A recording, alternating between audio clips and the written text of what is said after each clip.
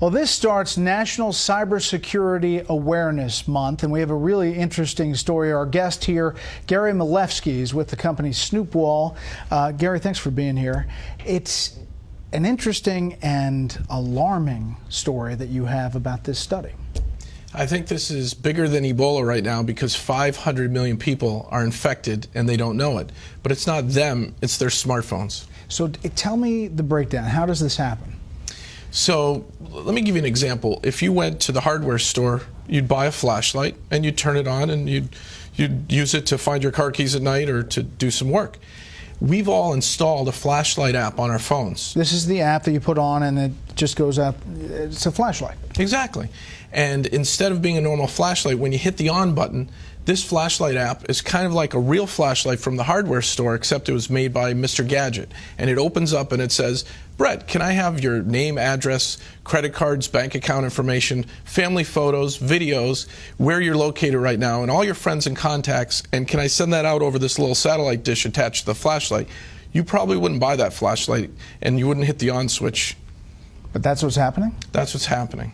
The top 10 flashlight apps today that you can download from the Google Play Store are all malware. They're malicious, they're spying, they're snooping, and they're stealing. So where does that information go? What happens to it? So I've been tracking down where it goes, and I've found 3 countries so far: China, India, and Russia. And they use it for various purposes, I guess? They use it pretty much, it seems, for criminal purposes, but if a nation state wants to collect a lot of information on Americans, this is a great way to do it because everybody installs a flashlight app. So what do you tell people? Don't install flashlight apps, period? In some cases, you actually have to not only uninstall it, but you have to factory reset your phone because they install Trojans that when you uninstall some of these flashlight apps, the Trojans are still installed waiting to run and operate in the background while you're doing important things like mobile banking or reading your contacts list and things like that. That's amazing. Is that this is a new kind of finding? It's a new finding. So at Snoopwall, I had my team do a vulnerability assessment of the top 10 flashlight apps, and we created a threat report, which we put on our website, that shows that because this is the most downloaded app, I was always wondering why things were happening in an odd way on my phone, where my GPS was being activated and my contact list. So I had my team look into it, and we discovered this. This is brand new information.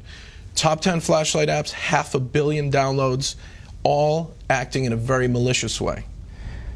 So if you're telling somebody now, what would you tell them to do? Drop that app and restart your phone? Drop the app, go back to where you bought your phone and ask them for help on a factory reset. Back up your contacts before you do a factory reset. You know, back up just core information that's important to you, maybe some family photos and your contacts list. And then really just go for a factory reset, which wipes all the hidden data areas where the malicious Trojans are getting installed. Now, are you hearing anecdotally that this is happening? People saying there's something weird's going on, or I mean, obviously you did your own investigation, but are people reporting it? People reported this to the FTC, and the #2 flashlight app was sued by the FTC, and they just recently settled. They had 50 million downloads at the time, and Brightest Flashlight, which most of us have on our smartphones, had to, in the settlement, agree to put up a privacy policy before you run their app.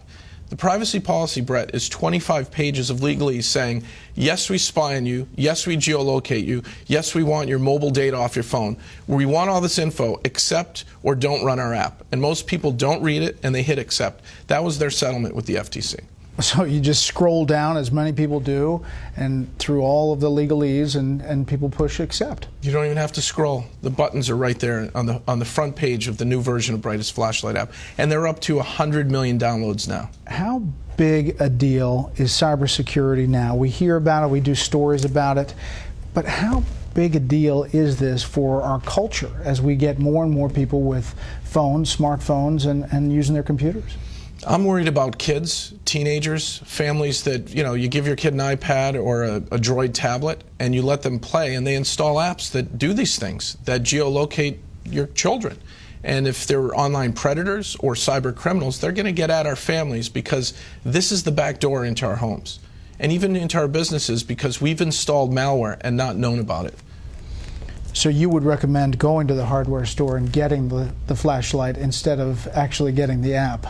Get a real flashlight, or look for a flashlight app that's under 100 kilobytes, because the ones that spy on you, it tells you their file size, they're 1.2 megabytes to 5 megabytes.